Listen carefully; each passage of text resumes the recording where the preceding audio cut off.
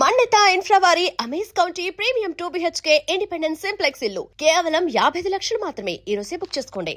అందరికీ నమస్కారం. Welcome back to IT media. మన ఆయుర్వేదం ప్రోగ్రామ్కి అందరికీ స్వాగతం. అయితే నరాల బలహీనత గురించి ఎంత మాట్లాడుకున్నా చాలా తక్కువ అని చెప్పుకోవచ్చు. ఎన్ని వీడియోస్ చేస్తున్నా ఇంకా కామెంట్స్ వస్తున్నాయంటే ఎంతమంది అసలు నరాల బలహీనతని ఫేస్ చేస్తున్నారో మనం తెలుసుకోవచ్చు. అసలు ఈ నరాల బలహీనత ఎందుకు వస్తుంది?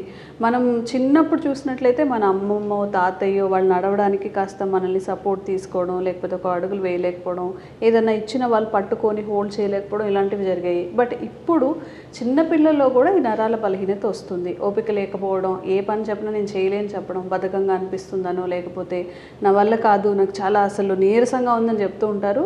ఈ ఇష్యూస్ చిన్నవాళ్ళల్లో కూడా ఎందుకు వస్తున్నాయి? ఇవి రాకుండా ఉండాలి అంటే మనం ఎలాంటి జాగ్రత్తలు తీసుకోవాలి ఈరోజు తెలుసుకుందాం. ప్రస్తుతం అంతా ఉన్నారు న్యాచురోపతిక్ డాక్టర్ షాగుప్తా గారు. నమస్తే మ్యామ్, ఎలా ఉన్నారు మ్యామ్? ఎప్పుడో 60s రావాల్సినవి ఎర్లీ 30sలో 20 ఏజ్ వాళ్ళలో చిన్న చిన్న పిల్లల్లో కూడా చూస్తుంటాం. అరే చూస్తూనే వాడు పడిపోతూ ఉంటాడు, ఎందుకురా ఏవిచ్చినా అట్లా పడేస్తూ ఉంటావు, నీకు హోల్డ్ చేయడానికి అవ్వట్లేదా, పట్టుకోవడానికి అవ్వట్లేదా అని అంటూ ఉంటారు. అసలు నరాల బలహీనత ఎందుకు వస్తుంది? మనం అంత స్ట్రాంగ్గా ఉండాలి అంటే ఏం చేయాలి? సో స్పెషల్లీ ఈ జనరేషన్లో ప్రత్యేకంగా మనము పురాతన కాలంలో చూస్తే నరాల బలహీనత అంటే 60, 70, 70 దాటిన తర్వాత వచ్చేవి. అందులో కూడా చాలా వరకు రేర్ తిమ్మిర్లు ఉండేవి. ఈ మధ్య కాలంలో చిన్నపిల్లని అడిగినా చెయ్యి తిమ్మిరి పట్టేసింది, కాలు తిమ్మిరి పట్టేసింది, లెథార్జిక్గా ఏదైనా పని చేయడానికి కూడా బాడీ అనేది సహకరించదు. ఎందుకంటే ఇప్పుడు నరాల బలహీనత రావడానికి మేజర్ కారణం 3 విటమిన్స్ అని చెప్తానండి. Vitamin B12, B complex vitamins తగ్గిపోయాయా, నౌత్ స్ట్రెంథింగ్ ఉండదు. డి విటమిన్ చాలా ఇంపార్టెంట్. డి విటమిన్ మనకు మెయిన్ ఇంపార్టెంట్ కాల్షియం ఒకటి, డి విటమిన్ ఒకటి, అండ్ స్పెషల్లీ B12 ఒకటి, అండ్ ఇంకా కొద్దిగా మనం చూస్తే ఐరన్ డెఫిషియన్సీ. ఈ 4 డెఫిషియన్సీస్లో మన బాడీలో ఎప్పుడైతే తక్కువ అయిపోతాయో డెఫినెట్గా మనకి వయసుతో సంబంధం లేకుండా ప్రతి ఒక్కరికి ఇప్పుడు 20 to 30 years వాళ్ళని తీసుకుంటే సయాటికా పెయిన్, బ్యాక్ పెయిన్, మోకాలు నొప్పులు, సర్వైకల్ స్పాండిలైటిస్ ఒక్కటి కాదు, మ్యాక్సిమం లిస్ట్ తీస్తే రాస్తుంటే చెప్తూనే ఉంటారు నొప్పులు. అలా అయిపోయాయి. ఎందుకు అంటే మనం తీసుకుంటున్నాం. ఇప్పుడు మనం ఏదైతే మనం మునక్కాయల గురించి మాట్లాడుతున్నాం. మునక్కాడలో సుప్రీం వెజిటబుల్ ఇది యాక్చువల్లీ. మునక్కాడలు కానీ, మునగాకు కానీ, మునక్కాయ లోపల మనం మునక్కాడని కోస్తే లోపల విత్తనం ఉంటుంది చూడండి, ఆ విత్తనం కూడా బ్లడ్ని ప్యూరిఫై చేసి నర్వ్స్కి స్ట్రెంథనింగ్ యూజ్ చేస్తాం. అంత సుప్రీం ట్రీ కింద కన్వర్ట్ మనం మాట్లాడతాం దీన్ని.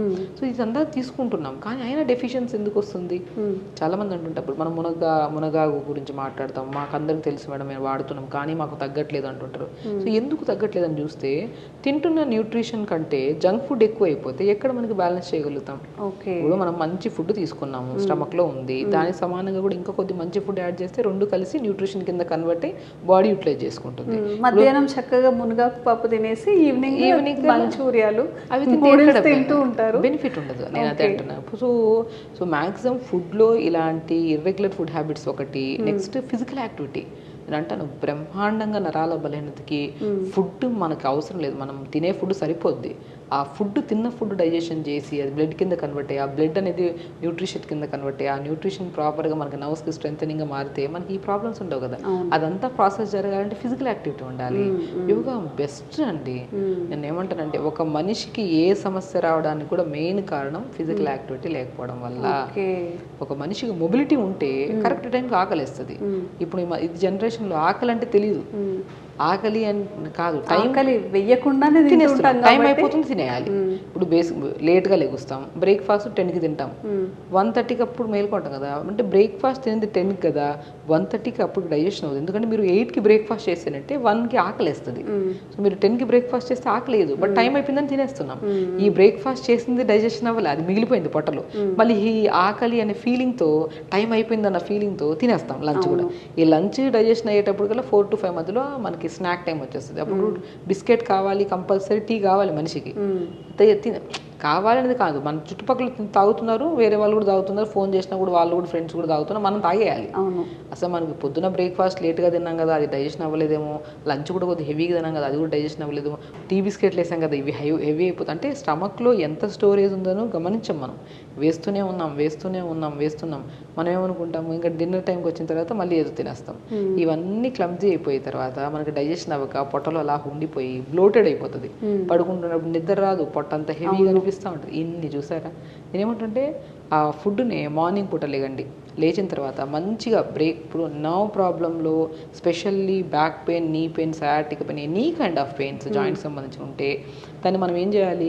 మీరు ఇవన్నీ ఇప్పుడు నేను మునక్కాడల గురించి చెప్పాను, దీంట్లో విటమిన్స్, మినరల్స్ ఒకటి కాదు కౌంట్ చేస్తా వెళ్తే ఎన్నో రకాలు అన్నీ, ఇప్పుడు మనం పాలలో దొరికేవి, అవునా, సో మనం నాన్ వెజ్లో దొరికేవి అన్ని ప్రోటీన్స్, విటమిన్ అన్నీ అండి, కౌంట్లెస్ అన్నీ ఉంటాయి మునక్కాడలో. మనము పోనీ ఎంత మోతాదులో తీసుకుంటాం అనేది కూడా చాలా ఇంపార్టెంట్. రోజుకి ఒక మనిషికి 1 లేదా 2 మునక్కాడలని ముక్కలు తింటున్నాం, నచ్చింది కదా అని చెప్పి గిన్నె వేసుకుని తినేస్తాం, వేడి చేస్తుంది.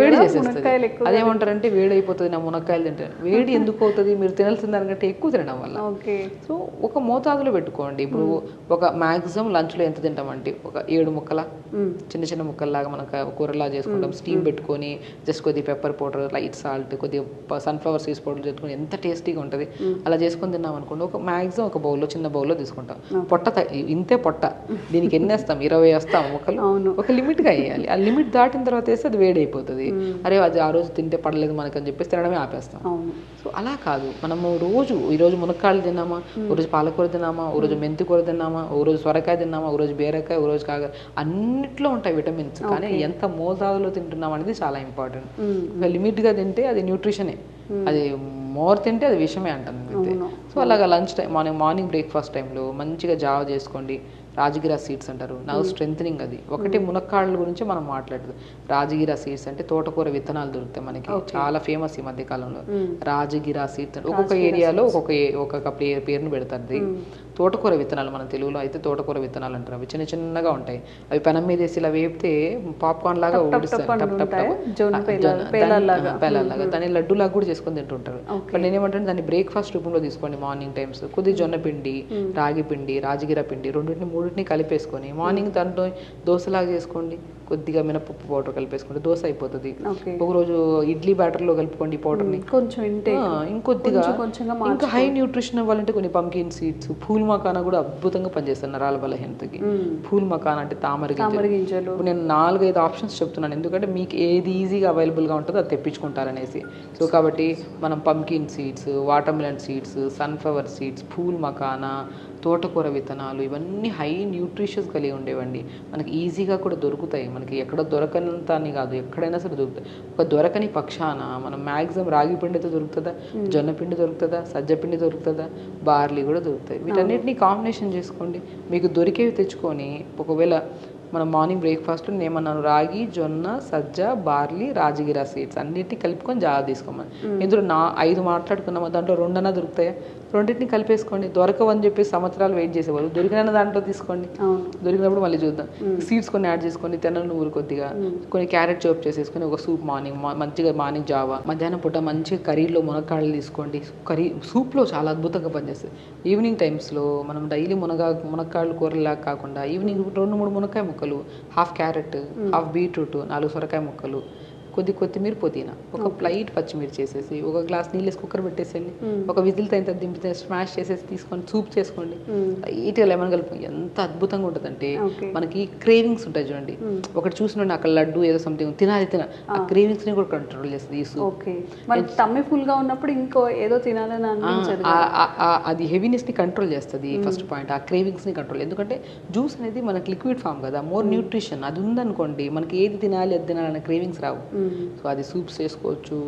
మనం మ్యాక్సిమం ఆ మునక్కాయల లోపల గుజ్జుని అంత లైట్గా ఉడకబెట్టి ఆ గుజ్జు అంతా తీసేసి చపాతీ పిండిలో కలుపుకొని చపాతీ చేసుకోవచ్చు. ఆ మునక్కాయ గుజ్జుని తీసుకొని ఇడ్లీ బ్యాటర్లో కలిపి ఇడ్లీ చేసుకోవచ్చు. అద్భుతం అండి. ఒకసారి వంట చేసుకున్న ప్రతి ఒక్కరికి చెప్తున్నాను, చిన్నగా దాన్ని ఎలా వాడచ్చు అని ఇంకొద్ది మాడిఫై చేస్తే రోజుకు ఒక డిఫరెంట్ ఐటమ్ వండొచ్చు అంటాను. మనం ములంకాడ అంటే ఎక్కువ సాంబార్లోనే ఏదైనా పులుసులాగా చేసుకొని తింటాం తప్పితే ఇడ్లీలో కానీ ఇట్లా బ్యాటర్స్గా లైట్ ఉడకబెట్టేసి దాన్ని పిప్పంతా తీసేసి, ఇడ్లీ పిల్లలు మునక్కాళ్ళు అంటే కొంతమంది తినరు, అది తీసేసి పిప్పంతా తీసేసి ఇడ్లీ బ్యాటర్లో కలిపేసుకొని కొన్ని సన్ఫ్లవర్ సీడ్స్ పౌడర్ కలిపేసుకొని ఇడ్లీ చేయండి, టేస్టీగా ఉంటుంది.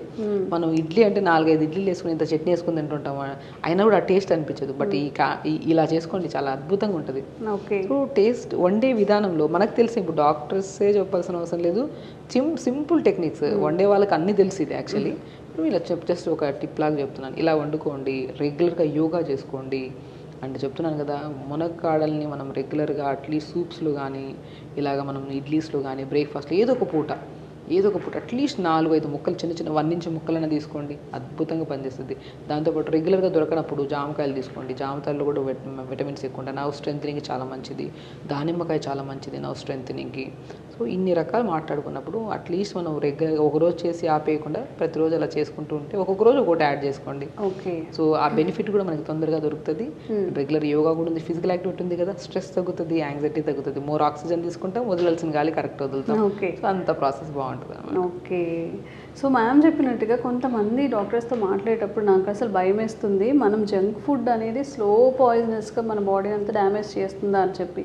హెల్దీగా ఒక పూట తిన్నామని 2 పూట్ల జంక్ తినేస్తూ ఉంటాము. జంక్ అంటే నాట్ ఓన్లీ నూడిల్స్ ఇవే రావు, బయట చేసే ఫుడ్ దాన్ని అడల్టరేట్ చేస్తారు, ప్యాకెడ్ ఫుడ్ ఇవన్నీ ఇంక్లూడ్ ఉంటాయి. కాబట్టి మనం హెల్త్ మంచిగా ఉండాలి అనుకున్నప్పుడు తప్పకుండా అది శ్రమ అయినా సరే ఒక 1 అవర్ ముందు లేచి వండుకోవడానికి, లేదా చాలా తక్కువ మసాలాలు ఆయిల్స్ ఈ జంక్ని తక్కువగా తీసుకోవడానికి ట్రై చేయండి. అండ్ మ్యామ్ ఇప్పుడు ఏదైతే మెన్షన్ చేశారో మునంకాడల్ సూప్స్ కానివ్వండి, వీటన్నిటిని ట్రై చేయండి. తప్పకుండా కామెంట్స్ రూపంలో తెలియచేయండి అవి మీకు ఎలా వర్క్ అయ్యాయో. ఇంకెలాంటి డౌట్స్ ఉన్నా కూడా కామెంట్స్ చేసేయండి, వాటి మీద వీడియోస్ చేసే ప్రయత్నం చేస్తాం. Thank you ma'am. నమస్తే.